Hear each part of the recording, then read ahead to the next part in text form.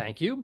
I'm now calling the Tuesday, September 16th, 2025, regular meeting of the Los Altos Hills County Fire District Board of Commissioners to order. The time is 7:03 p.m. Please note we're conducting a hybrid meeting, which allows staff and members of the public to attend this meeting via virtual teleconference. In the event there are technical problems that prevent remote public participation, I have the discretion to continue this meeting without remote public participation options, provided that no board member is participating in this meeting via teleconference, which is the situation. No one is. The hybrid meeting will be video recorded and posted on the district's website. And because we are video conferencing, we'll follow a strict protocol for the benefit of the recording. I'll indicate when commissioners, staff, presenters, and the public will provide comments. If you've called into the meeting and are not using a webcam, please state your name prior to providing your comment. If you're making public comments and have questions of the presenter or the commission, please address your questions to me, the board president, and I will respond, seek a response, or hold the question for future response. Please practice considered video conferencing etiquette by muting your line when you're not speaking and limiting distracted behavior on camera.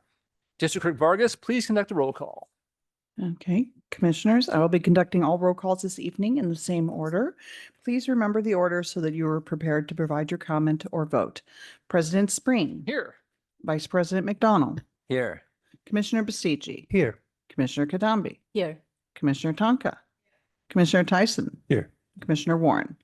Okay, and we have 6 commissioners present. And for the benefit of the recording, I will also conduct a presenters, consultants, and staff roll call. Santa Clara County Fire Department Fire Chief Kirkhow. Here. Thank you. Santa Clara County Fire Chief Fire Safe Council CEO Shallett. Here. Okay. Municipal Resource Group Strategic Planning Consultant Scott. Here. Community Education Risk Reduction Manager Gluham. Present. Okay. Programs Planning Grants Manager Woods. Present. Technical Analyst / Project Manager Cronin. Here. Thank you. Field Manager Harmon. I'm here. If I saw. Yeah, thank you. General Analyst Georgie. Here. Okay. Technical Data Analyst Martinez. Here. Community Event Specialist Sachdeva. Here. Administrative Specialist Revelar. Here. Thank you. Project Specialist Risk Reduction King Rob. Here. Okay. Community Risk Reduction Specialist 2 Stostic. Present. Thank you. IHFR Specialist Nazarova. Finance Program Specialist Corpus. Here. Thank you. Operations and Administrative Manager Fairman. Here. Thank you. Finance and IT Manager Morreale. Present. Okay. General Manager Logan. Present. And Deputy County Counsel Forbath. Present. Okay, presenters, consultants, and staff are accounted for. Thank you very much, District Clerk Vargas. Actually, in that list of names, one name kind of slipped through there, which is Fairman, Aida Fairman. I want to call out. We are very pleased to have her on board as our Operations and Administrative Manager. As a big get for us and brings a lot of expertise and experience to us in areas we don't have until now. And so we're really, really excited to have her here. So welcome to your first meeting. We'll try and make this an easy and a good one. And we won't call on you. So you should be okay, at least for this meeting. So thank you for being here. Thank you, President Spreen. Yes. May I say a few words? Please, absolutely. Yeah, I'm very excited to join, and it's an honor to join the fire district and have the opportunity to collaborate with this dedicated group of professionals. And I look forward to the collaboration with the commission, building all the partnerships with the various agencies that we collaborate with and to serve the community. Thank you. Oh, thank you so much. I'm very pleased to have you here. The only thing I'll mention tonight is that this month, September, which is, I guess, halfway through, is National Preparedness Month and also Santa Clara County Community Preparedness Month. So you may be getting seeing a lot of literature this month with stuff from us and from others, in case you wonder why. Just wanted to point that out for those who are thinking about preparedness. Now's a good time to be filling out some of those to-do lists. Okay, moving on to item 3, public comment. Persons wishing to address the commission on any subject not on the agenda may do so now. Please note, however, the commission is not able to undertake extended discussion or action tonight on items not on the agenda. Items may be referred to staff for appropriate action, which may include placement on the next available agenda. District policy is to limit public testimony to 3 minutes per speaker. Do we have any public comment on items not on the agenda? I do not see any. Seeing none, we'll go on to item 4, agenda amendments and changes. Are there any comments from staff on this item? Any need to change? Any commissioners need to make the change to order of agenda? Wouldn't expect any. Great, thank you. Let's see, moving on to the consent calendar. Are there any comments from staff on consent calendar items? Not seeing none. Any questions from commission on any consent items? Seeing none, I will now entertain a motion. Will the commissioner making the motion and the commissioner seconding the motion please state their names for the benefit of the recording? So move Tonka. Thank you. Second, Tyson. Thank you very much. The item's open for discussion. Any discussion from commission? Seeing none, any public comments? See one? Thank you. I just have a couple comments on a few of the items on the agenda. First, I'm sorry to see that the district needs to hire a workplace investigator. It's such a small Alan, organization. we can't hear Yeah, you. again, is the mic on? Um, That's better. I'm sorry to see that the district needs to hire a workplace investigator. I know that comes up from time to time, but this is a very small organization. I'd be curious on the community education risk reduction to know what the backlog is today for the home ignition zones. It looked like the backlog has come down tremendously over the years and over the months, and that's wonderful. I'm just curious what it is. I'd be curious as to where the flashy fuel pilot project is going to start.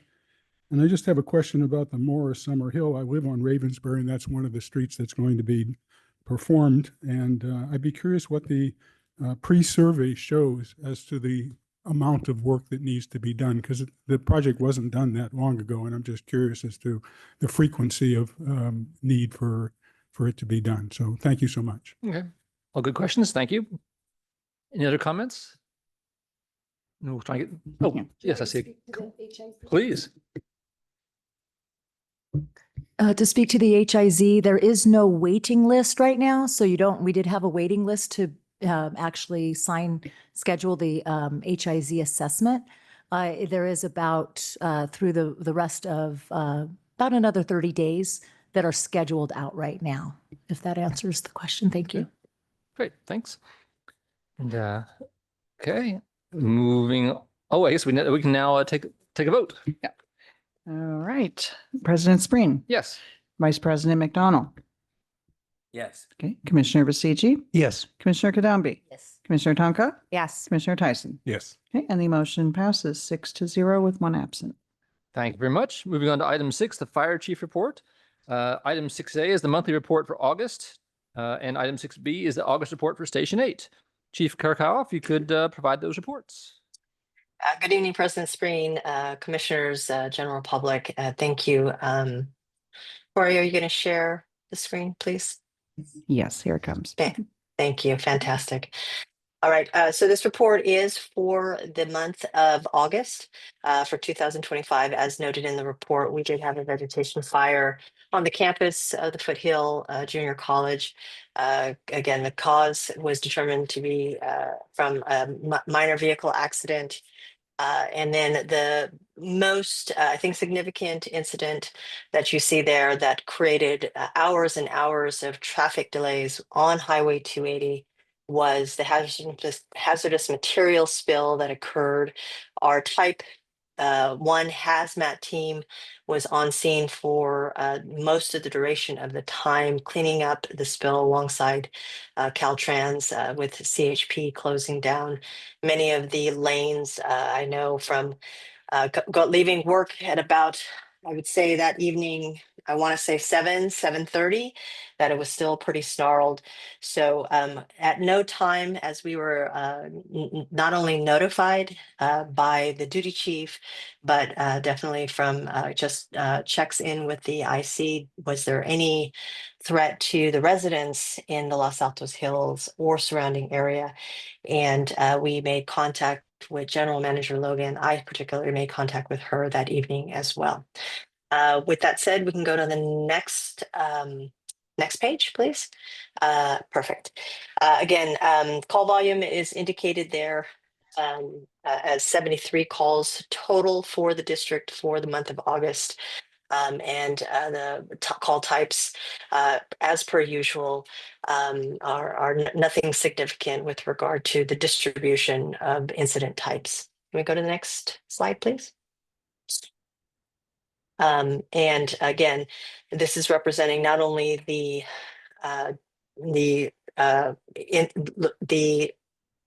apparatus that are located either within the district or adjacent to it, but also the Engine 71 or the move up rigs that we do that is part of our model with the Los Altos Hills County Fire District. Next slide, please. And this is where the calls land for the most part. The one thing I do want to call out, we are just finalizing our 5-year fire service review in terms of all of our data. We're just finishing up not only the accreditation and uploading our documents to the Center for Public Safety Excellence. This is something that we do as an organization, and we take exceptional pride of having the ability to look back, look at our performance, and ultimately to find gaps so we can do better and be better for the communities we serve. So I anticipate in the next month or two that I'll be able to present some data from that 5-year overview of our data that again is done by a consultant. We don't do it in-house, and it's particularly because we want to make sure that we have an objective view of how our performance is and where our gaps might be. So with that said, that's the end of the monthly report. I can pause there before we go on to the Palo Alto Station 8 report for questions. Any comments from commissioners? I'll make one comment that I was one of the people stuck in that big chemical spill for a while, but it really, what I'm left with is the sense that look how easy it is for our emergency routes to get clogged up, and how important it is that we've sort of taken the lead in making that a priority for this town and all of 280, because I was stuck for an hour, but then traffic was allowed to move through once the emergency crews made room for it. But a lot of people didn't get home that night on time, and real kudos to our staff for knowing that evacuations are so important for us. May I ask a question that Please. just came to me? Because of that exact issue that you mentioned, it was truly painful and truly basically give you a sense of dread almost. So my question is, if we have a fire in the hills or the vicinity within the district, is there a chance that the 280 can be closed to the public commutes so that the fire can be responded to? Interesting question. I'm not sure who would have authority to do that. So we would work, President Spring, I can answer that. So again, as we work Nice. through the jurisdictions and ultimately the law enforcement agency that is has the authority for those types of actions, that's where unified command is so vital and incredibly important for not just the firefighting forces that are on scene and the law enforcement personnel, whether it's SO or again, where we call for, or they may call for aid from the Los Altos Police Department or beyond, it might be Mountain View. This is where we work together to really come up with a plan and execute it in a timely fashion. So to the commissioner's point, this is something that the incident commanders are trained to discuss, to work through, and then there's exercises that we do on a monthly basis that exercises the mutual aid system. That's part of our strike team. Sometimes we exercise the strike team piece. We did send out resources throughout the state for incidents, active incidents on fires for those large campaign fires. And then ultimately, again, the first Sunday of every month, we exercise the mutual aid system within the county. Thank you very much. Okay. Yes. Just one more comment. Mhm. The following week, Interstate 8280 was closed again because of the wildfire in Woodside, which was burning on both sides of the freeway as well as the median. So it crossed. Wow. So it involved both sides and the median. So, and that shut down the traffic. So we're very vulnerable for such a large freeway, Yeah. it's still. Interesting. George. I was going to mention this a little bit later, but this seems to fit. Chief, I know that when we have red flag days and high winds, that there's a higher fire alert. And I've been seeing on the news the chance of dry lightning over the next couple of days. And I'm just wondering, what does that prompt in terms of preparedness, say ahead of such an event happening?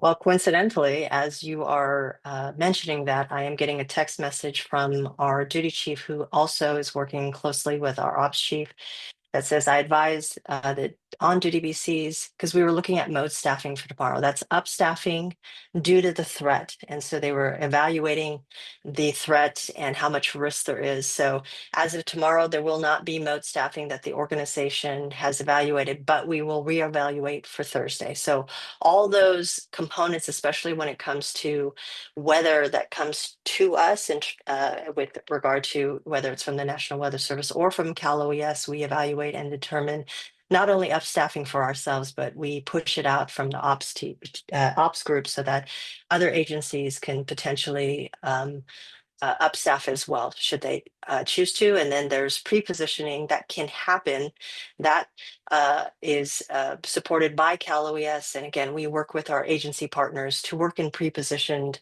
roles so that we can share, if you will, the load and the work to be prepared for those type of incidents, that dry lightning that you're talking about. Great, thank you. Or That's wind reassuring. events or low humidity. Any of those factors would be a place for us to stop and pause and see if we need additional staffing. Great. Thank you. May I ask another question? Please. of Yeah. course. Chief Kirka, I just was wondering, is there any lessons learned that's being rolled out by the authorities on the fires and those kinds of causes that Commissioner Tyson just mentioned in LA fire and those, because some of those were present in LA fire, if I'm not mistaken.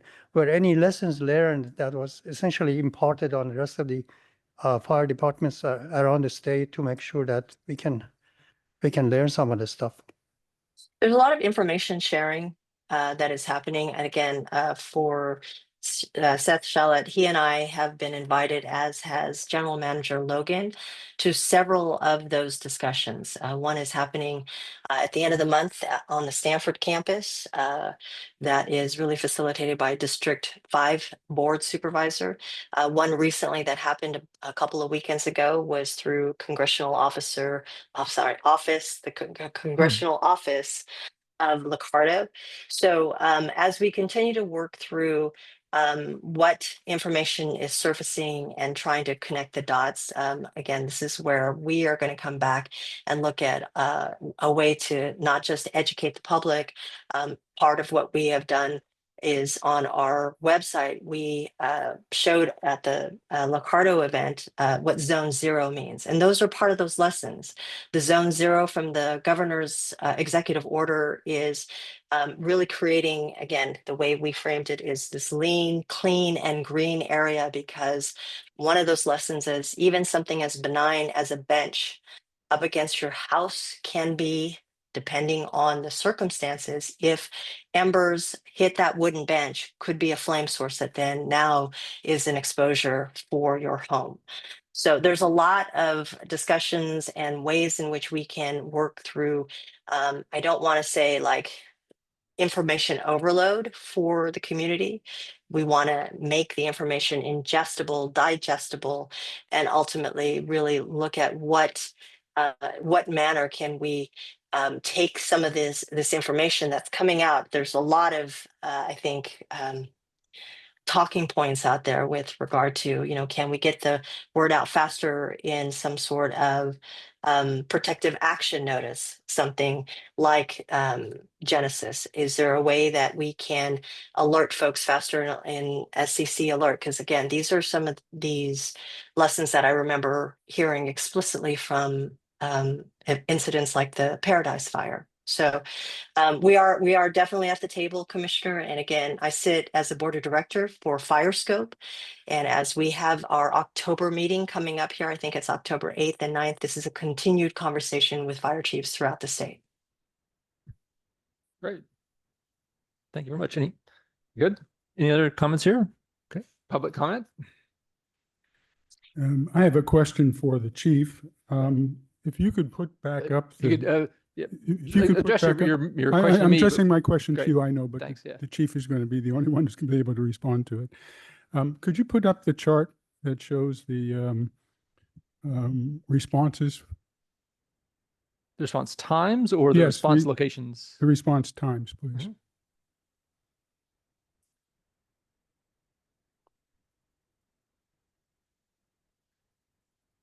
Thank you. That Oh, the that gauges. chart right there.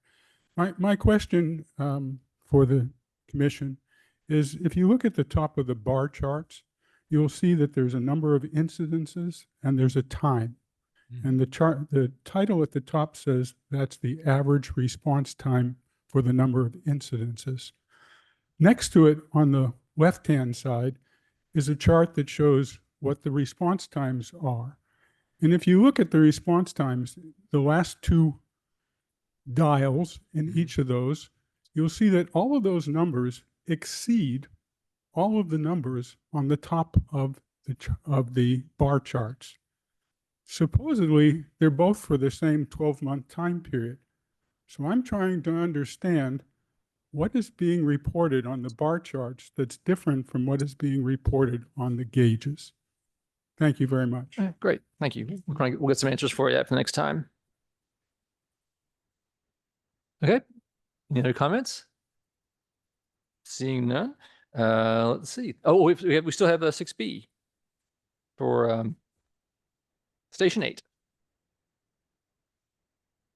Oh, let's see. Great. Corey, are you able to put that up?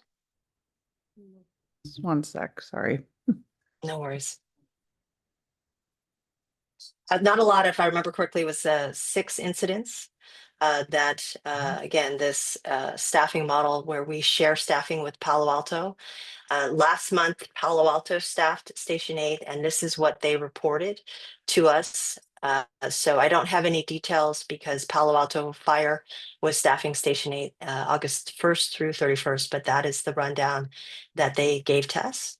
And then this month in September, County Fire is staffing Palo Alto Station 8. And then in October, again, Palo Alto Fire will staff Station 8. And then in November, County Fire will continue to staff it as needed.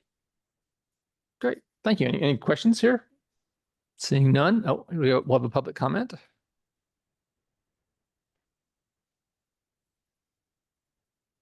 Thank you. I think it would be helpful to the commission if the Palo Alto organization would to provide a map that shows the location of the incidences. And just for the commission's information, it costs about $120,000 a month to man that station. So those 6 incidences cost the district $20,000 apiece. I would be curious if there were any red flag days during the month of August. Thank you so much. Thank you. I don't think we... I just have There were Please tell me. just from previous experience, when the Palo Alto engine or the county fire engine is up there, they're not just sitting at the fire station, they are actively patrolling the roads and learning all the different streets and where the hydrants are. So it's, it's like wearing your seatbelt in your car. They're there for your safety, and just because there's not a high call volume, they are always on the lookout for dangers and stuff. So Thank you. Appreciate it. Okay. Thank you very much, Chief. We will be moving on to item, 7. Thank you. Let's see. This is General Manager Logan, Strategic Planning Consultant Scott, and Finance and IT Manager Morale providing us a report on district organization planning session and work plans. Well, thank you, President Spreen and commissioners, staff, public. This is an opportunity tonight. We're pleased to present to you a summary of our organizational planning session number 5. And that is part of how we produce the new work plan. It's called version 3 for the district. And the work plan provides the activities that are going to occur in FY 25-26, the 2025-26 work year. And then the organizational planning session is part of that piece to put the work plan together. So tonight, you'll hear from myself and consultant Marcy Scott about the organizational planning session held on August 22nd. And you'll also hear from Russ Moriali about the work plan, how that came together, and you'll have the first presentation to receive that document. And then I'll come back and speak on the accomplishments for 24-25 as we close out that work plan, which was version 2, and talk about the key accomplishments and targets. And the targets then help formulate 25-26. And that is what we call the cadence of the rhythm of this activity. So Corey, if you can go on to the next slide, that would be helpful to me. And here you have the cadence. So if you start at 12 noon on the face of the clock of the cadence, you'll see that June is the adoption of the budget, and that's by the Board of Supervisors. Once our budget is adopted for 25-26, then we move into a number of activities that culminate in August with the semi-annual report to the commission, which you heard for, I think, about 3 hours last month in August. And then we move very quickly to the organizational planning session, which is an all-day session of the staff and some of the consultants that work with the district. And we have a very robust agenda at that meeting, and that's in person. We only have 2 in-person meetings all year, besides the commission meetings. And so that's what the meeting is on the 22nd. And then we culminate that with a presentation, which is tonight, to present to you the annual work plan for that year.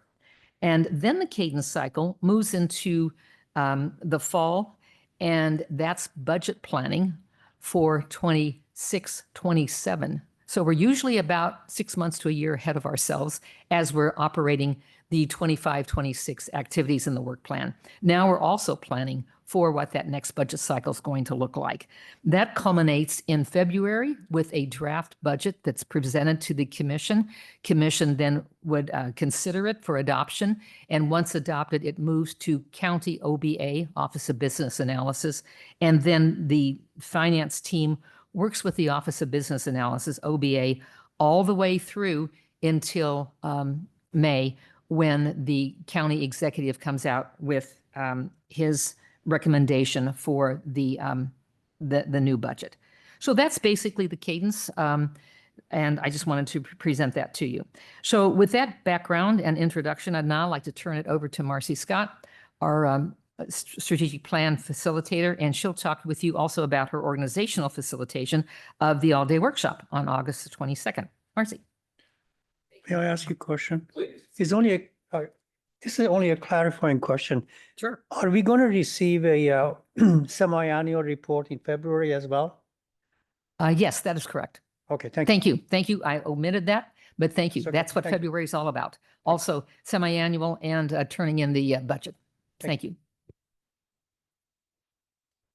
You've trained the commission well on the cadence. They can recite it.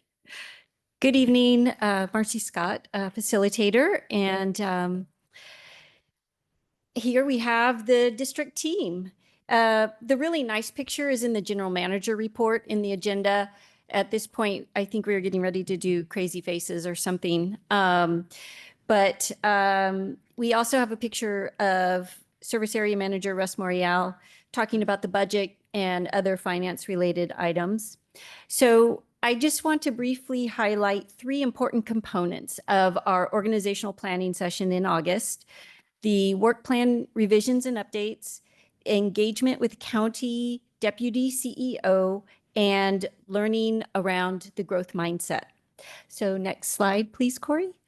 The picture on the right is, it demonstrates the value of the in-person meetings. As the general manager said, we really do a lot of our work virtually. We also have people in the field, but it's a great opportunity to get the whole team together and collaborate.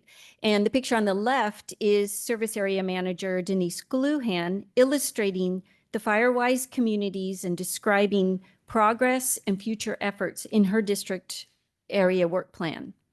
And I want to emphasize how valuable and important these plans are. And they provide transparency around how the district performs its work.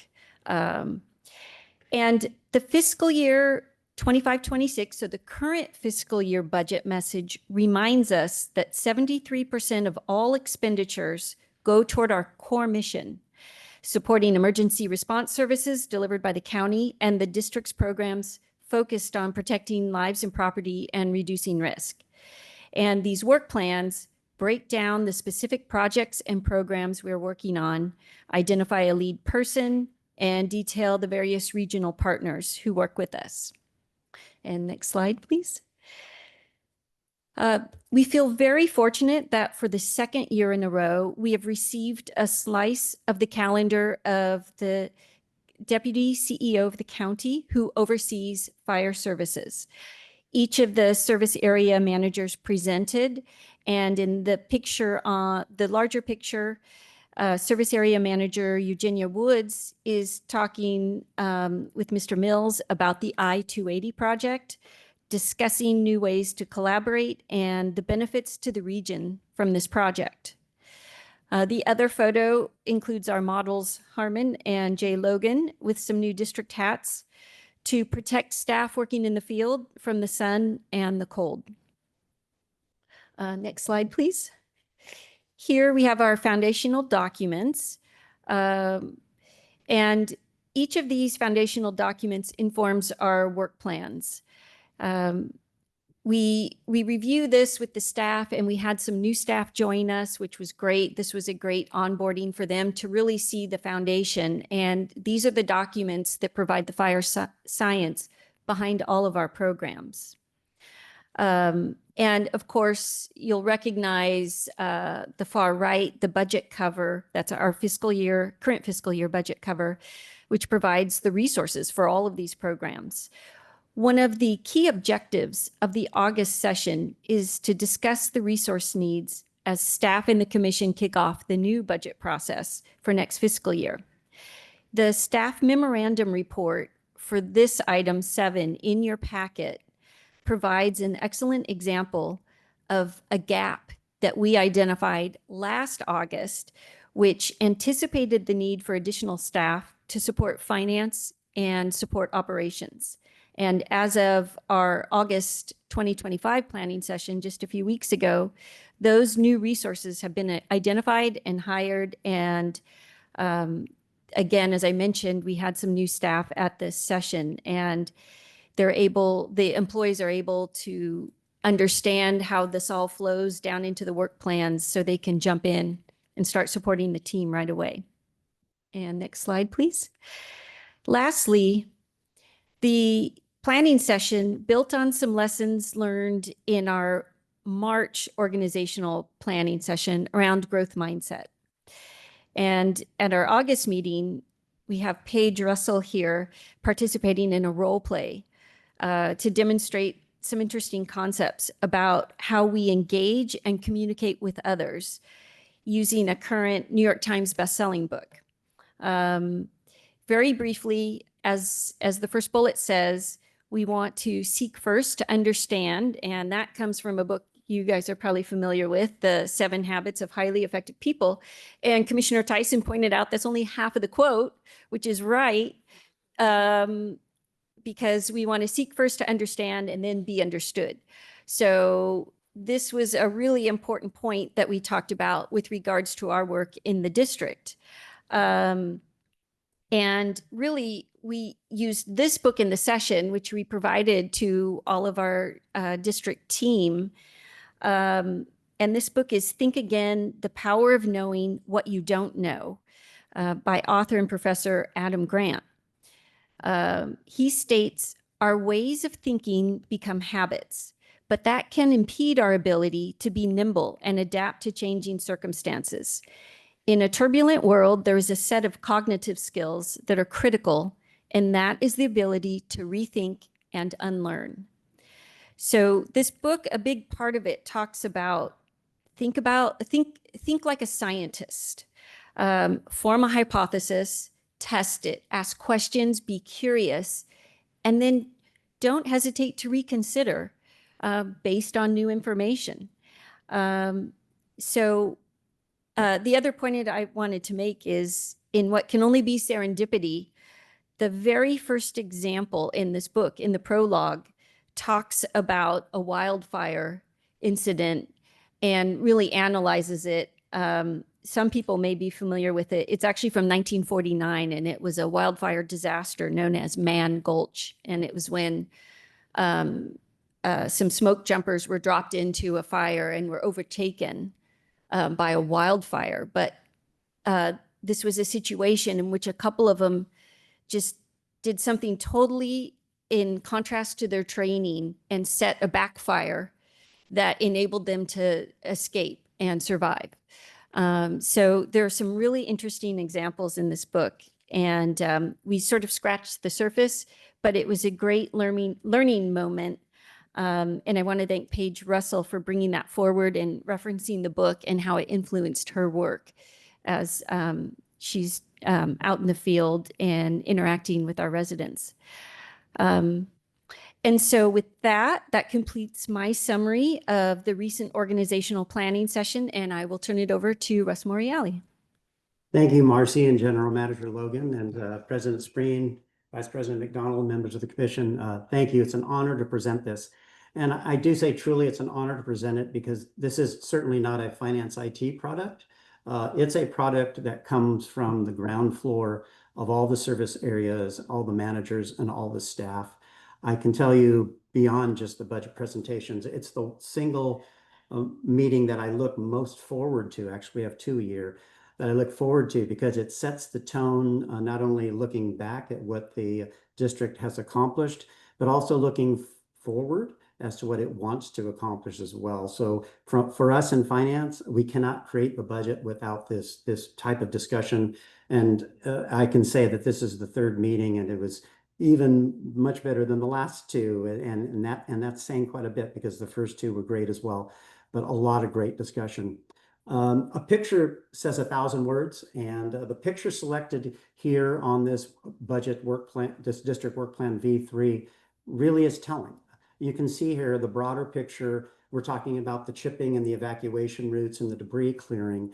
Well, that's foundational, obviously, to what we do in terms of fire mitigation.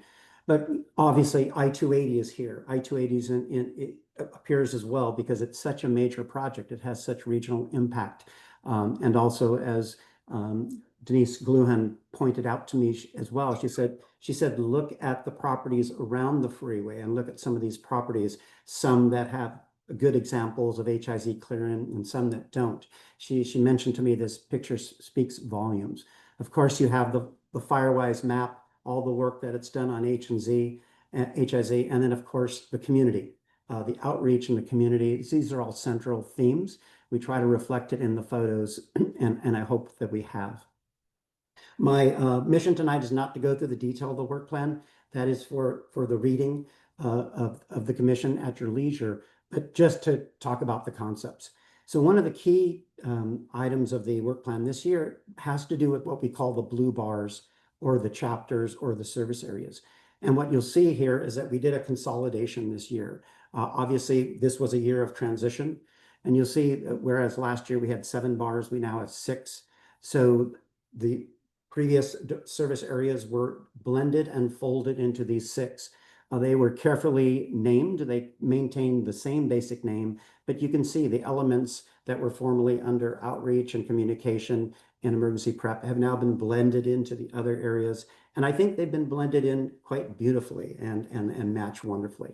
So you will see as you read this V3 that the chapters have been renamed. Also, operations and administration has been renamed. And to second the words of President Spreen, so wonderful to work with Aida again. I had the pleasure of working with Aida in the past, and yes, her skill set is just going to add so much to this district, and she's going to add tremendous value in many areas, and that's reflected in the title change also under operations and administration. Next slide, please. So on this next slide, it's just an example. There's a lot of detail here, but it's an example of what we think is a really important element of each work plan. So I took as an example here, programs, planning, grants, and outreach. And you see the very first page really is an indication answering the question, what does this service area do? So the blue columns, if you will, try to illustrate, much like the service area budget does, but I think it's much more effective this way. What does the service area do? So it talks about IHFR, regional planning, program management, and outreach blended in as well. And the orange highlights always are the linkage to the strategic plan. And I want to thank this commission for the strategic plan because it sustains us. We keep on going, and we always lean back on that as well. The lower part of the quadrant of the slide indicates how we've taken the budget now, the budget that was adopted by the county and adopted also by this commission back in June. And now we've sliced up the budget by the main category areas. And those categories in this case are programs, vendors, salaries, and professional development. And we also try to show the budget with bullet points that indicates, well, what makes up these dollars? What's in these dollars? If you really had to crack it open and look at the detail, that's what you would see. So that's an example of programs, planning, grants, and outreach. If you go to the next slide, please, Corey. On this next slide, you will see that this is an example of community education risk reduction. And we added on risk reduction this year, emergency prep. Again, that blending of previous service areas as well. Here you can see one of the main outcomes of this group is obviously Firewise USA, home ignition zone, the weed abatement education and all the work being done there. And again, the very vital community engagement and community outreach as well. And their budget also is allocated between programs, consultants, salaries, and operations as well. Next slide, please. On the next slide, I want to say that we're very proud of this particular page. I'm proud of it from a finance standpoint because it does something that many organizations try to achieve, but it's hard to achieve this.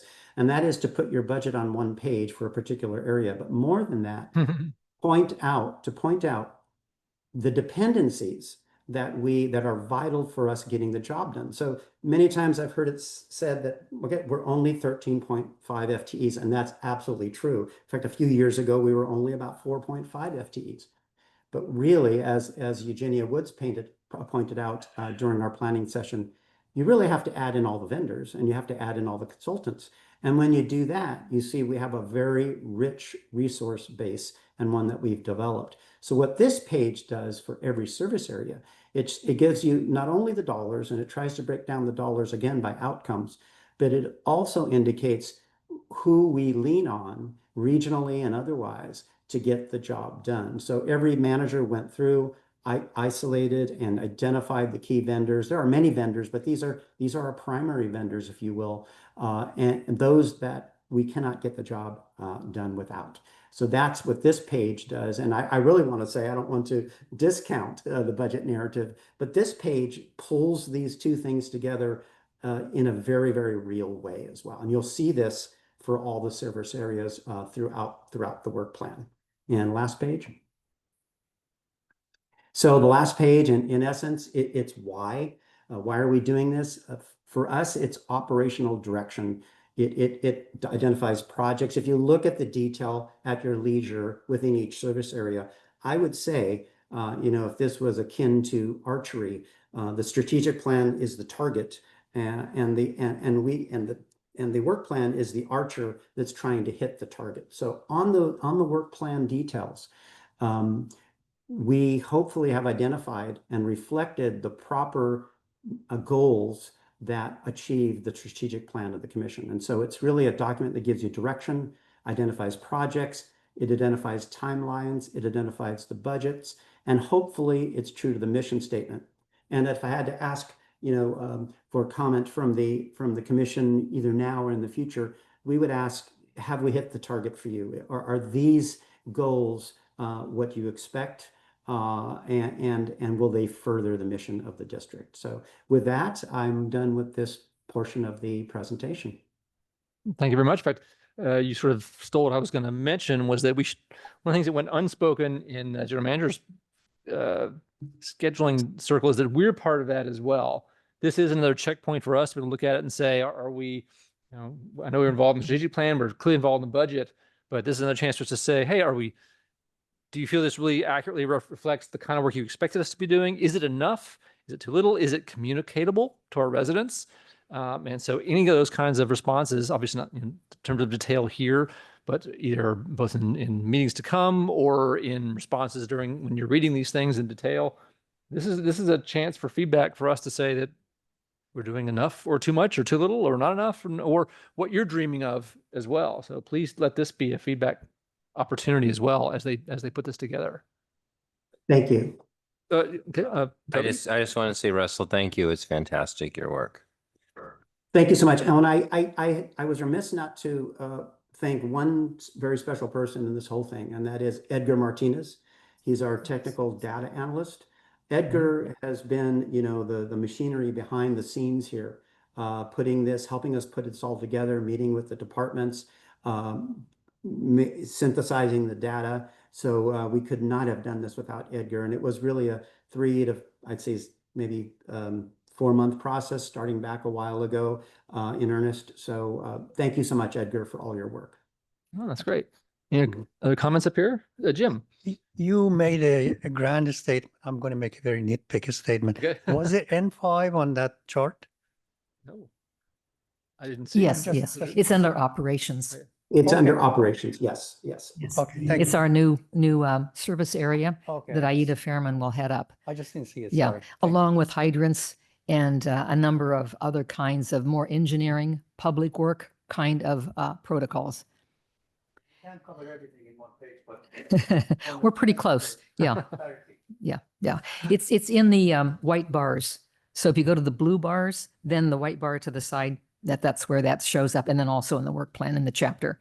So if I could move on then to the next part of this presentation, and that is the work plan summaries to close out the fiscal year 24-25, which ended in June. And you'll see in that, Corey, if you could put those slides up. You'll see that each of the service areas presented at the organizational planning session their accomplishments, and it's on one slide. They could move it into more slides if they wanted, but basically a couple of topics. And that was, what was your major completed accomplishment? And what was the regionalization, the partner relationship, and any guiding mission documents? So you'll see that that is presented. And then the next thing is the lessons learned and the resource gaps. There we go. So that's for the first chapter. And Jenny, I think, is there if she wants to make any comments on the gaps and the accomplishments as she sees it, but I'll go through the rest of her slides until she has a chance to weigh in. And then in chapter 1, it continues on the following page with planning and coordination, regional partners, and again, the targets for that group.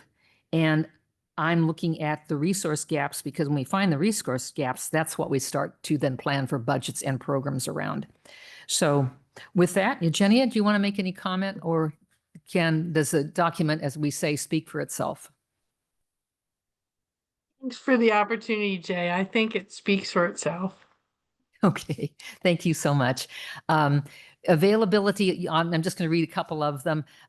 Having the access to subject matter expertise is resources available, and district vehicles. Thank you, Commission, and thank you to Finance for locating those vehicles and purchasing them for us. Those are resources desperately need available. And then resource gaps, as you see, availability of qualified firms, particularly in the environmental and vegetation management services, and project manager vendor challenges, the ability to upscale to the pace of the projects. So those are the kind of gaps we're looking at and working for solutions for 25-26, and then building the budget into 26-27. So that's how this chart helps inform us as to what our plans are moving forward.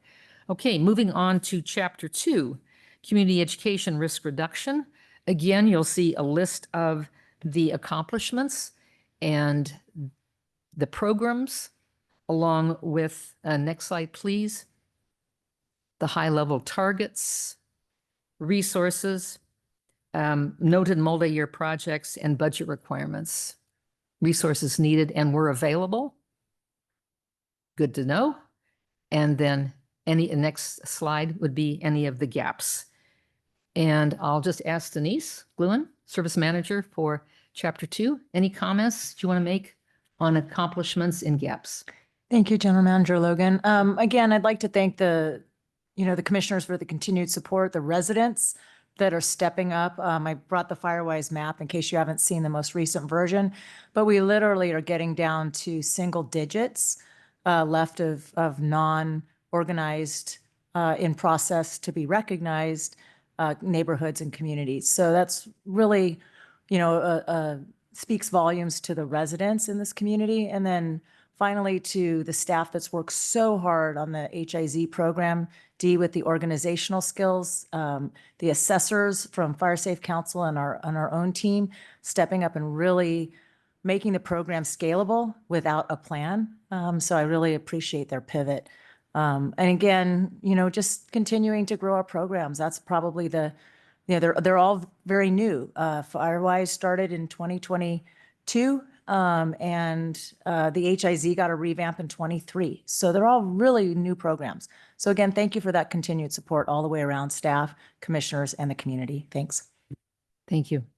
Moving to Chapter 3, which is Fire and Emergency Medical Services. If you'll notice the major items completed, and there are a number, I think we've made a lot of progress in our collaboration with Santa Clara County Fire Department. And those are highlighted there, the lessons learned and the gaps analysis. And I think I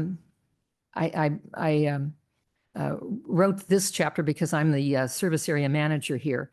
And I will say the complexities of vegetation management and mitigation on private roads is daunting.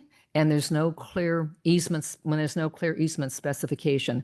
So that is really one of the things we're looking at hard this year and working with Central Fire to come up with some solutions on that. We have a collaboration meeting every week where the town of Los Altos Hills, a representative who's here tonight, and I thank Director Jay Bradford for attending, along with Santa Clara County Fire, Office of the Fire Marshal, and LAHCFD key staff are in that collaboration meeting. I think we have, you keep a record of the hours, but there's hundreds and hundreds of hours that have been logged since January of 2025. And then it goes back prior to that when Paige was in the meeting running that for weed abatement.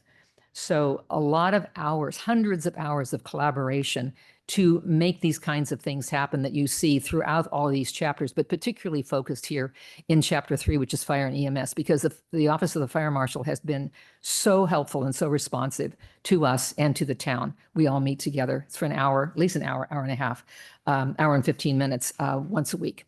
And then moving on from the resources needed but not available, none identified. I loved writing that. If you could go on then, well, resources available. Let me put a word in there. Excellent working relationship with our various partners and assistance from County Council. Thank you to the whole County Council group because we keep a couple of them busy. That's excellent. Collaboration with the Office of the County Executive. I meet with the Deputy County Executive once a month and do a review of the commission meetings, the work plan, and our foundational documents, how we're moving forward and the kind of service we can provide to the community and the budget that goes with that. And then funding for procurement and programs. That was a resource that is wonderfully available. We have the funds when we need to expand or to put in new programs. And, example would be early wildfire detection systems. Okay, next slide, Corey. Thank you. And here we have Chapter 4, Operations and Administration. In lieu of our new operations manager, I took the liberty to give a lot of assignments up here. So I served as the service area manager on this one, but I'm glad to turn it over now to Aida Fairman. And you'll see a couple of items there for operations. And here's where you're going to get the Radcliffe fire hydrant project that's going on, and then repair of hydrants. And then we move into administration and a lot of administration areas there. Moving on, next slide. Okay, lessons learned in a gap analysis. You'll see there. Comments, many factors are required to organize a personnel system and the complexity of transitioning the benefits plan to the payroll system. It took a lot more time than we thought, but we were not to be daunted, and we delivered those projects this year. Very grateful for that, having the benefits in place. And the complexity of aligning terms and conditions of in employment agreements. We've gone through a number of transitions there. Thank you, Commission, for enduring that. Resources needed, you'll see, be very helpful to have an HR specialist. I'm hoping to bring that in as a contract position. And resources needed, and we're available, personnel adequate for hydrants. A lot of work, 552 hydrants we've got to keep up and running. And the team's done a great job working on that. Next slide. It continues with high-level targets for this coming year. Those are written into the work plan. And there you will see the N5 shield, which unfortunately is a typo. Capitalization of 5 is a percentage point. So sorry for that, Commissioner Basigi. But analysis of the N5 shield as a pilot program and the number of N5 devices, locations, and response protocols. So that will be addressed this year. And administration areas there to our key targets, and it continues. Okay, next slide, I believe, goes into finance.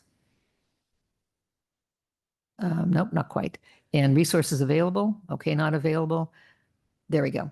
Okay, finance. Russ, I'll put you back on if you can talk us through this, because this is very, very well described. Yeah, I think it speaks on its own. I spoke to it Okay. at the session that we had at the last meeting, but I just want to thank the Commission and General Manager Logan for allowing us to have the resources to get all these things done. There's a lot of technology projects, there's a lot of financial projects going on, but now with Serena on board, with the addition of Jane Corpus, with Vargas and Company helping us, thank you for those resources. All the pistons are firing, and we accomplished a lot the last couple of years, and we're looking to even do more. So thank you so much.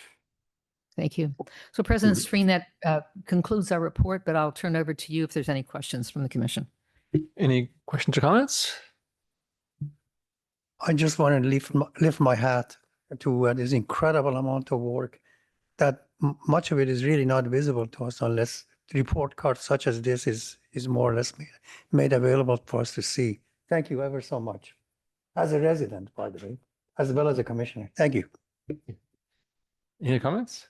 Yeah, it really does serve it for the residents to see, for transparency, this is what we're doing, not just at a high level, but everything that's going on. So any public comments? Seeing none, we will move on then. Great. Thank you very much. Let's see, moving on to item 8, reports and updates on regional shaded fuel breaks. This is Programs Planning and Grants Manager Woods providing this report. Good evening, everyone. Waiting on the slides. Here we are.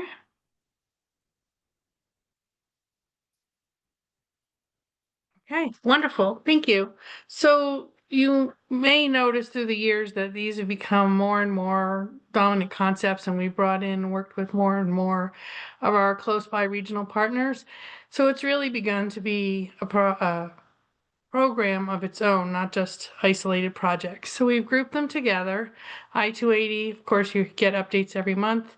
Community Strategic Fuel Break, we've been working on for years.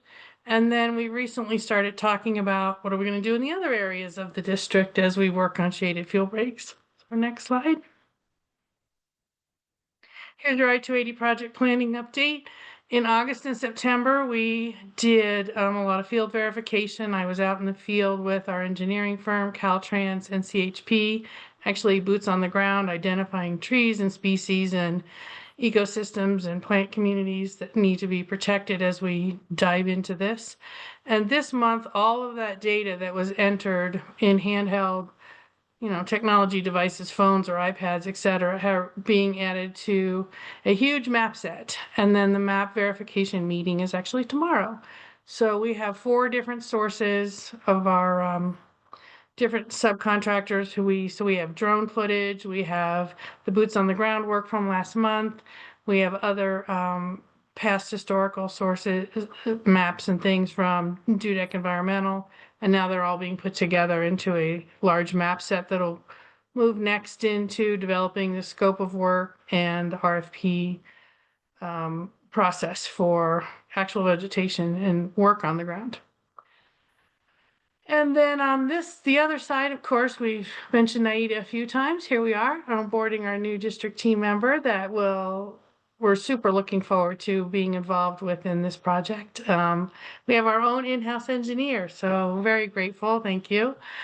And then the regional partner meetings continue. Caltrans, Midpin, and Palo Alto being our main regional partners. You've heard me describe how Palo Alto has land right at the northern end that we're trying to include, even though it's just outside our district.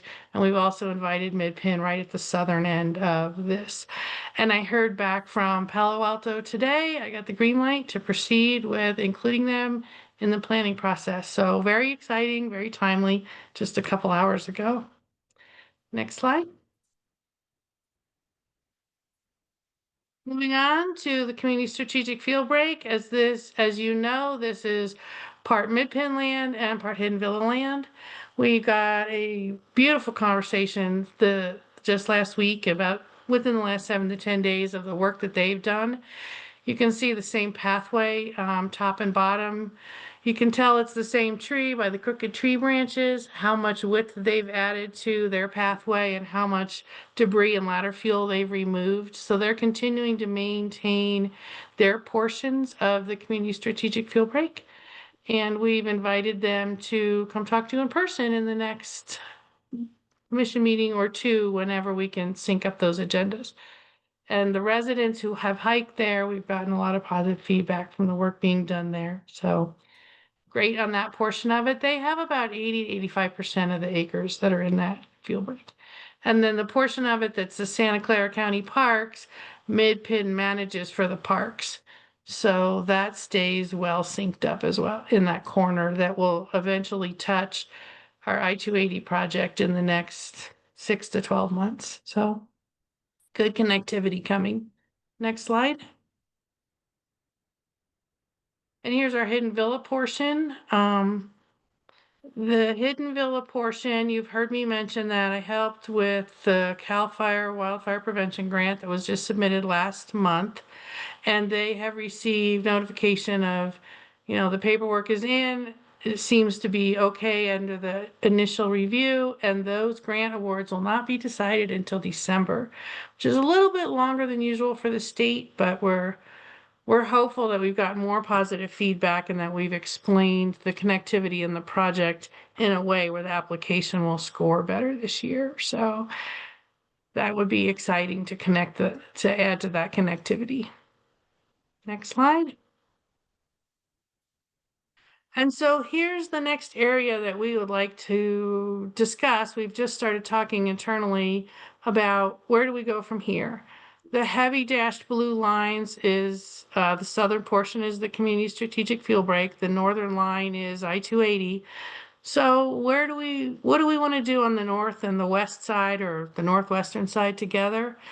The LRA hazard severity zones are in the background. Well, the SRA ones are too.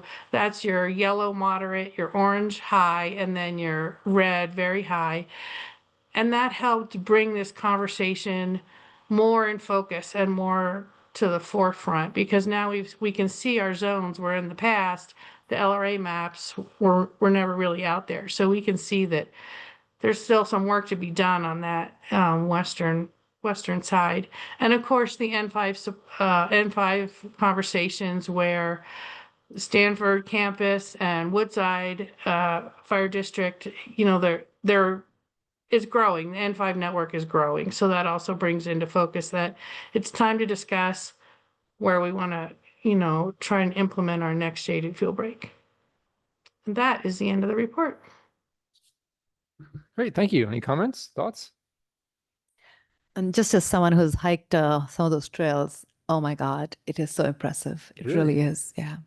I haven't seen that kind of work in the last 10, 15 years. Wow.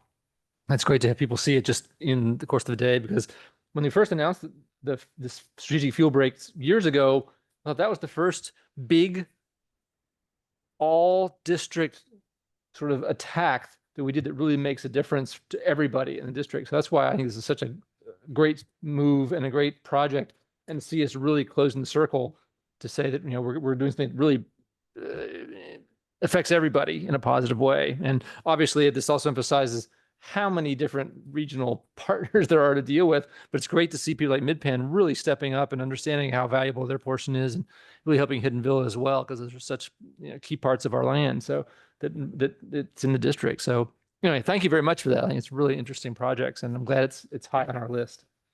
Yeah, if I could comment also, Please. I just can't tell you how much Midpen and Hidden Villa have been key partners in this, in the community strategic fuel break. And Midpen has just done so much. And I think Jenny can also affirm that, with putting the focus. I mean, think how large their territory is. And they dedicate the staff, the talent, the team, and the focus in this area to build the goodwill. And we want to do that in kind with them also. Definitely. Great. Thank you. So any public comment on that? Seeing none. Thank you very much. We will move on to item 9. Item 9A is a progress report on the fiscal year 25 audited annual financial report. Finance and IT Manager Morreale will present us this item. Yes, President Spreen, members of the commission, this is just a quick oral report, and I'm happy to report that we are about 2.5 weeks ahead of time, ahead of schedule on the audit. The audit is going very well. The finance team actually has a draft of the audit in our hands. We're reviewing it as we speak. And we have scheduled for October 14th an ad hoc commission meeting where the auditor will be present in person, and then we'll follow that with ad hoc meeting, and then also a commission meeting that will follow that for the presentation of the financial reports. So everything is going well, and we're way ahead of schedule. So that's the report relative to the audit. Thank you very much for that short and sweet one. Any comments? Okay. I wouldn't expect any. Any public comment on that? Wouldn't expect any. Great. Thank you so much. Moving on to item 9B. This is a report on planning and development for a new website, also presented by Finance and IT Manager Morreale. Yes, President Spreen, Vice President McDonald, and members of the commission. Really excited about this. You've seen hints of this in the budget for the last 2 years. We've had in the budget narrative, we'd have in the budget dollars, the possibility, the aspirational possibility of a new website. Its time has come. We believe now that the time has come for the district to look for and research and move into the concept of a brand new website that for many different reasons. The chart before you, I'll speak to in a minute. It speaks to the ecosystem of systems that we have. But really, the question is, why? Why are we doing this? It is really time to look for a ripe and full redesign of our website from the ground floor up. We have a lot of great content on our website, but it is a legacy model. It was an inherited model from several years ago. And what we want to do now is go out there and look for a specialty district government agency type of solution. And we also want to optimize and make sure we're up to the latest and greatest standards. Some things really jump out in terms of why we're also looking for a new website. We've had several comments about search capabilities. Of course, ADA accessibility is always foremost in our mind. We constantly work at ADA accessibility, but we want to align ourselves with a partner that has a deep bench, a deep back office that can handle ADA accessibility for us, that can help us also in design standards, that also can build in an integrated search model. We're also looking at the possibility, we don't know yet, but the possibility of an integrated agenda management process where the agenda documents will be automatically posted to the website and also searchable within the website. So these are all the reasons, and we'll be working very, very closely, of course, with the service area managers. The team of individuals involved in this project will be many. The service area managers will be involved and will involve several key technicians at the staff level in this process. And also we will update the commission as we get closer to this model, when we get closer to design and concept. So we'll keep you constantly apprised well before it's launched and well before the design is ended. In terms of how we're going to do this, we're working very, very closely with County Council. I've had a discussion with Aaron Forbath. I want to thank him for that. And what we really are looking at is the possibility of first going out, researching the market, seeing what's out there, and finding out what's possible. And then the possibility of an informal competitive bid potentially, and also the possibility of potentially piggybacking on other statewide or nationwide contracts if they're available. That's still yet to be determined, but that's what we're working on with County Council right now and crafting that process.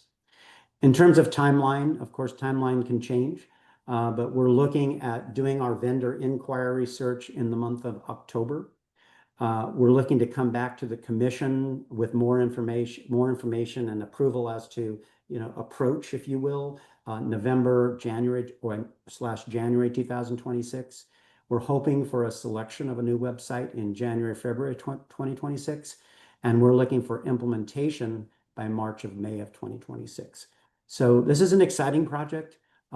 It really will highlight the content. It will give us the depth we need. It will give us the support we need. It won't exclude our existing vendor. That's not necessarily the concept here. But at the same time, we want to make sure that we ultimately capture the best of breed and the best possible model for the district. And also at the same time, relieve, make sure that our staff doesn't have to spend the tremendous amount of time, that they are spending on the website updates right now. They'll still be intimately involved, but hopefully the update process will be much easier and much more intuitive. And to that extent, to that regard, making sure that any model we predict has a content management system that is completely GUI, very drag and drop, very intuitive, will allow us to make sure that we have internal bench strength as well in terms of website design. This chart that you have before you really just speaks to the fact that it's time for the website. We've done many updates of many different surrounding systems, many that were operationally mission critical. But now I think it's time for the website to step up and take center stage, and we will keep you constantly apprised. With that, it's really just informational tonight. Just wanted to see about your comments. Hopefully we're going in the right direction, and that's the essence of the report. Great, thank you. Appreciate the update. Any comments here? I see Jim. I have a trivial comment, and that is from point of view of residents' user interface to the websites. I think I'm finding that Los Altos Hills city website is quite user-friendly. I may be wrong, but I think that I'm wondering if there's any uniformity for that between the user interface and the capabilities behind it that Los Altos Hills town is providing, and can be kind of try to be mesh that so that the residents don't have a huge learning curve ahead of them. Yeah. Yes, Commissioner Basigi, you're right to point out the example of Los Altos Hills. You're right. It's a very intuitive site. I think you've framed exactly the type of model we're looking for. I think if you look at not only Los Altos Hills, but there's other agencies around us, it's that type of depth, that type of presentation, that type of model that we hopefully will attract. And I'm sure we can. I'm sure we can. Okay. Anyone else here? Please. First, today has been a day to see all the accomplishments and all the wonderful things that the district is doing. The question on the website that I have is based on just piggybacking on Commissioner Basigi's. So we have so many programs, the HIZ program and the chipping program and all the other things. And I get separate pieces of mail when I partake in those programs from different people. Is there a way to put these all together so that way it's all in one place and it's more user-friendly for the residents? I'm speaking from a resident point of view. Yes, well, there's two prongs to that question, of course. There's the actual material and paperwork and items that are mailed out, of course. I would say, though, on the website standpoint, it's one of the goals we're trying to achieve is to make it easy to find and make it comprehensive. So I think you'll see that concept, Commissioner, translate into the website. That will definitely be a goal. Find it easy, make sure it's comprehensive, and not be too much, not be too little, but hit that sweet spot in terms of outreach and information. And that's why all the members of staff that are involved in outreach and communication are going to be so vital to this helping us with this design process as well as whoever that service area expert is that ultimately is selected. They will also hopefully come with experience not only from one agency, but scores of agencies and scores of agencies like us, so that we can really deploy the best ideas. I'll let Denise go ahead. You may. It's not website, but we do have the Los Altos District Service Guide coming out. So it's a printed form that we mail to all the homes that will give an overview. It's not a website, but it is another kind of one stop to look to find a lot of information. So that's coming in a couple of months. I think you're underselling it. It's quite a piece of. It's not in my group, so I'm sorry. I just wanted to bring it up. I don't know if I will sell it if anyone else wants to, but it is all the stuff that we talk about and all the things you've heard from us in a book, illustrated with an index, and it's all in one place. It's been in the works for a long time to bring it together in a form that's easily readable, easily viewable. So you won't get 10 different brochures. You're going to have everything for a year of everything we're doing, everything you might want to get involved with the district with. So it's coming out. I'll look for, I don't know what the schedule on it is. So it's in its second round of proof printing, and we should be receiving those copies within the next couple of days. And then if that passes, then we'll schedule the final print job, which will be some 4,000 copies that will be printed and distributed to every household. So what you're asking for is coming within a matter of weeks. That's fantastic. Yeah. Guys are so ahead of the curve. I thought And maybe, please. I just wanted to say also, everything takes, when you're taking the HIZ assessment, and then you have all these steps that you have to take, right? One after another. People can't address all of them at one go. So if the website provides a place when you do something, I don't know if that's a possibility. If that exists, that's great. Ryan Cronin gave me a list of things to do. So he could put that, you could have that list of each resident, whatever they have to do. And as you keep doing it, interactively, can a resident enter whatever the request is? Give me a receipt for this, or have you addressed this particular issue? Can you supplement it with some photographs and things like that? So is there a way that the website can accommodate this in one place, so it's not multiple pieces of information that a resident has to do within that website? Yes, Commissioner, I think you'll find on a website that the type that we're looking for will have very robust communication capabilities and interaction capabilities in terms of answering questions. We mostly push out data, which is where we'll mostly still stay, but you'll see the website, one of the key factors will be, does it have that content management system that allows us to effectively and communicate with the residents and address their questions? And that's going to be also a key factor in it as well. And so it will be one of the attributes in the new website. Do you want to say something? So, Denise? No, I was going to just say that was one of the design requests that we made. Currently, if you want to find stuff, there is, Ryan has a recording from the May 3rd event that asks HIZ frequently asked questions. And you can always reach out to the team and we'll help. But yeah, that will be one of the design components that we'll be involved in. So thank you for that input. And thank you for all the hard work. I appreciate that so much. Thank you. Any other comments here? No. Any public comments? I see one.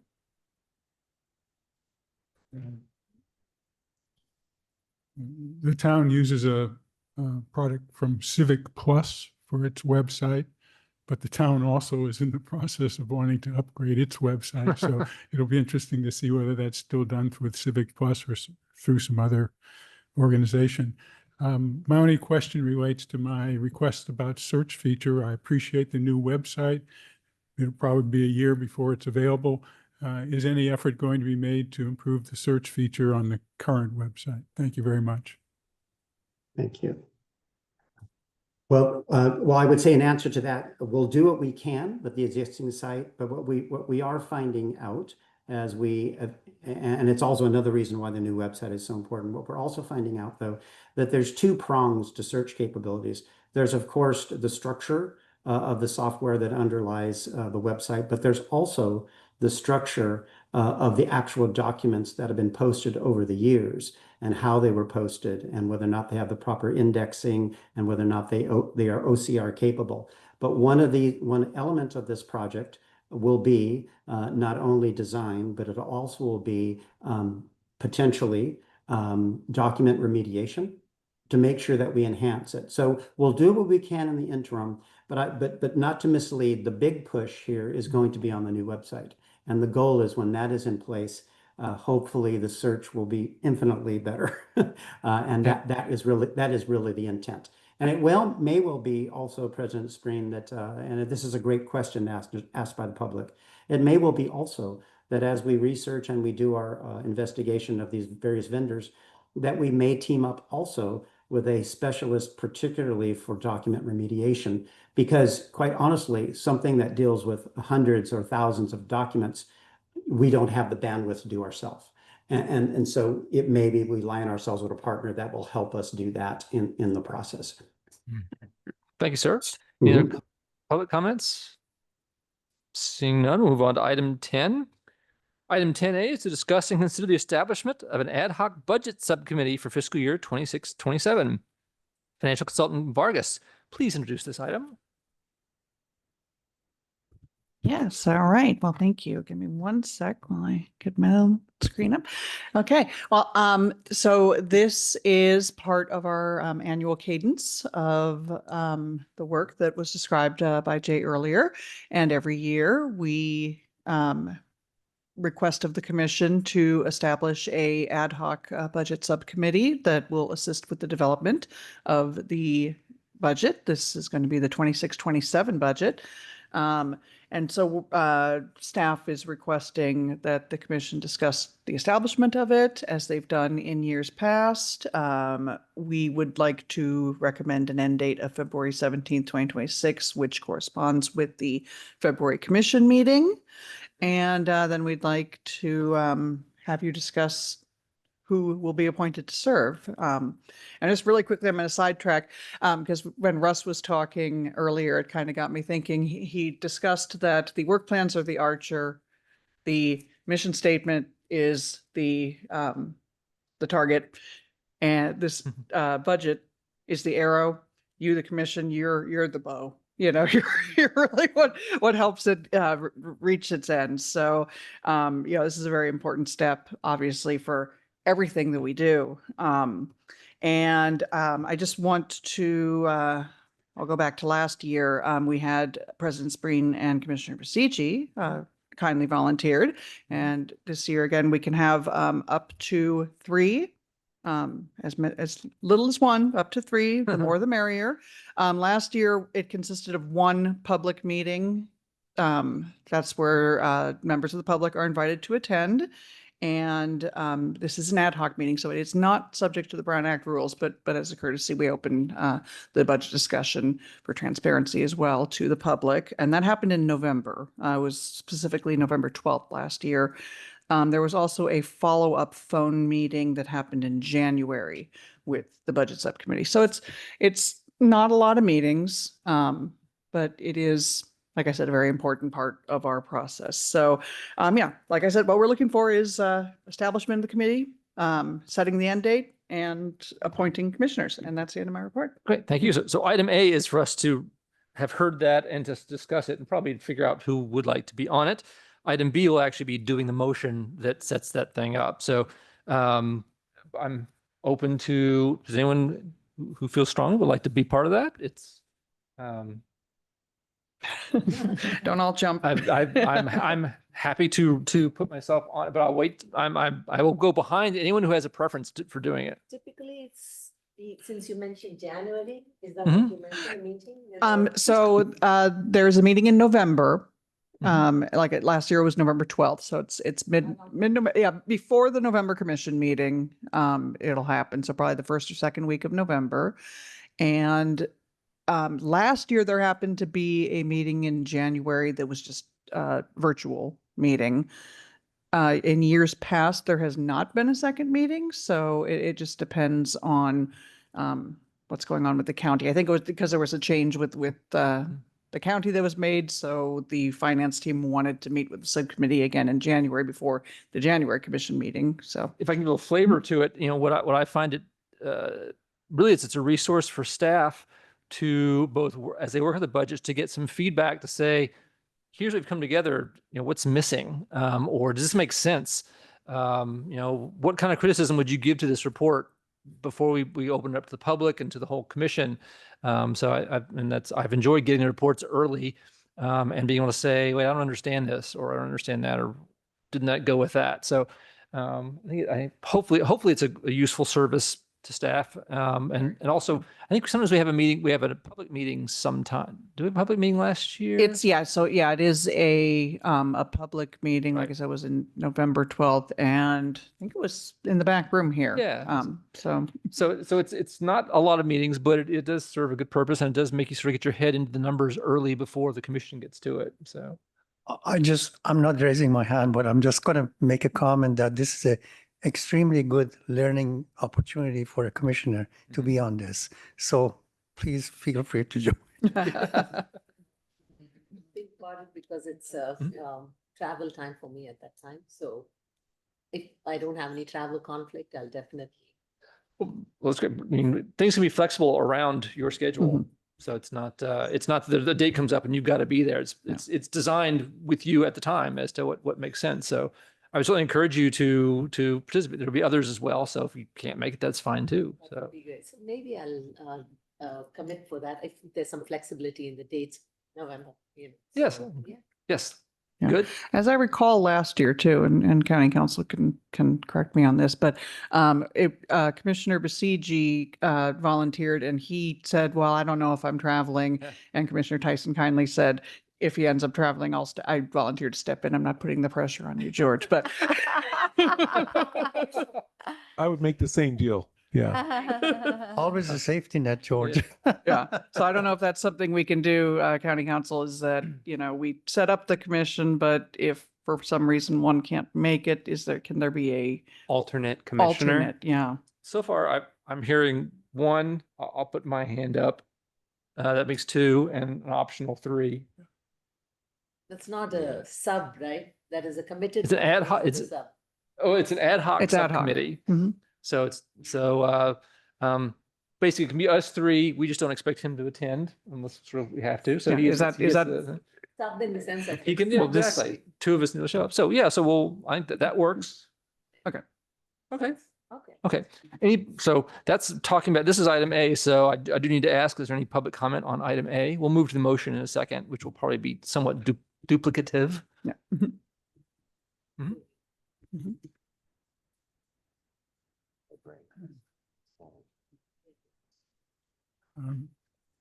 I'd just like to give some advice to the members who sign up for this, if I may. I think you should start by looking at prior budgets and how well the district has done with regards to achieving its mission with regards to the budget. Last year, as an example, the expenses were $4.7 million, or 26% different from what the budget showed. And in terms of net assets, the district ended up with $6.7 million more in net assets than the budget projected. And I know you guys spend an inordinate amount of time working on the budget, and my suggestion to you is spend a lot less time, and you probably be closer to the actual numbers if you do that. So good luck to you, and I'd be happy to help if I could. Thank you. Thank you.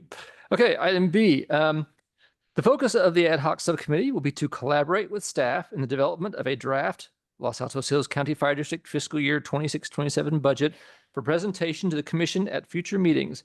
As an ad hoc subcommittee, it will not be subject to the meeting rules required under the Brown Act and will be made up of less than a quorum of the commission, which is 3 or fewer members. If the commission is amenable to the creation of this ad hoc subcommittee, I will now accept volunteers for said subcommittee. I think we have 3.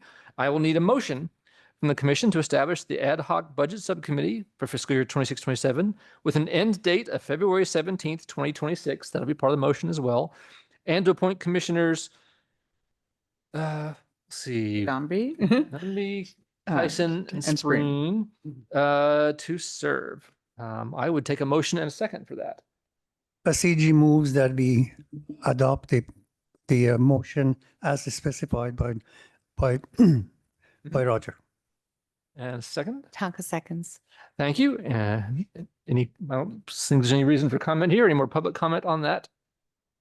Seeing none, let's vote. All right, President Spreen. Yes. Vice President McDonald. Yes. Commissioner Basiji. Yes. Commissioner Katambi. Yes. Commissioner Tonka. Yes. And Commissioner Tyson. Yes. Great. And the motion passes 6-0. The commission has approved the creation of the ad hoc subcommittee with Commissioners Kadambi, Tyson, and President Spreen serving. Thank you. Great. So much. Thank you, everybody.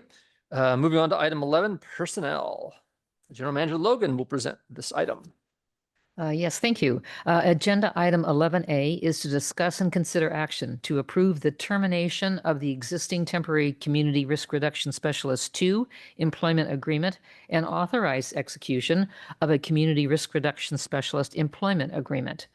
California Government Section 54953C3 requires the commission to orally report a summary of the proposed compensation changes before taking final action to adopt that compensation, hereby approving the employment agreement. The proposed employment agreement and position description are included in the agenda packet. The proposed at-will, part-time, hourly employment agreement includes the effective date of October 1st, 2025, and the following compensation. 1. Wages. Sets the rate of pay at $80 an hour, up to an average of 88 hours per month, not to exceed $84,480 on an annual basis. 2. Benefits. The position will receive certain benefits, including vacation accrual of 7.5 days per year with a maximum accrual of any one time of 120 hours, which is 15 days. 2. Sick leave accrual and 1 hour earned per 30 hours worked, up to a maximum accrual of 120 hours. Material stipend of $120 per month. Vehicle stipend of $150 per month.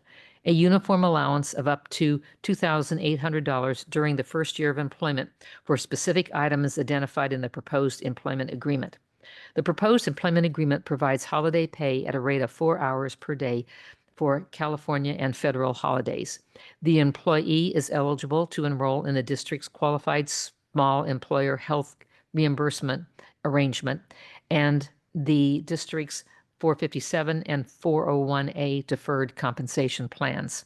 The agreement does not provide traditional medical benefits or retirement benefits. The district provides a laptop, supportive equipment necessary for performance of the duties. I recommend approval of the proposed employment agreement and position description. Thank you. Any clarifying questions? I would entertain a motion.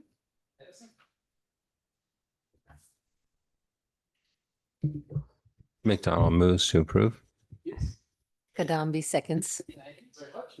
Any discussion? Any public comments? Let's take a roll call. All right, President Spreen. Yes. Vice President McDonald. Yes. Commissioner Basiji. Yes. Commissioner Katambi. Yes. Commissioner Tonka. Yes. Commissioner Tyson. Yes. All right, and the motion passes 6-0 with 1 absent.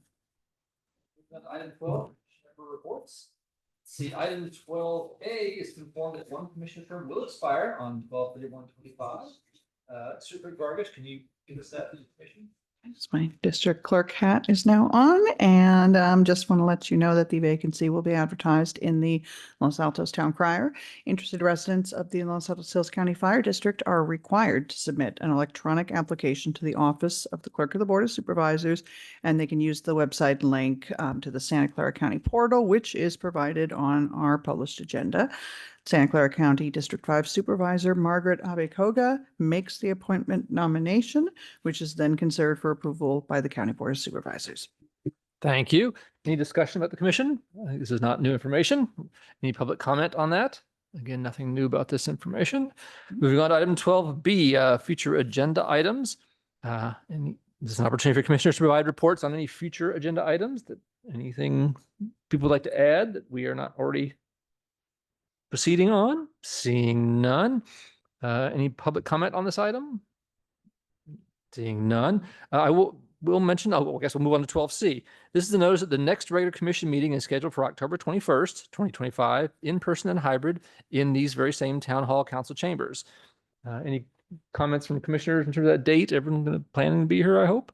I will add that we expect there to be a closed session as part of that one. It's just like last year. This is when it's part of the general manager compensation review, which comes up this time every year. So expect a closed session. I haven't scheduled as beginning or end of it. We'll have to figure out how it fits into the schedule appropriately. So there'll be some extra length of the meeting tacked on there. Let's see. No public comment on that date. Moving on to item 13, adjournment. This concludes the September 16th, 2025 regular meeting of the Los Altos Hills County Fire District.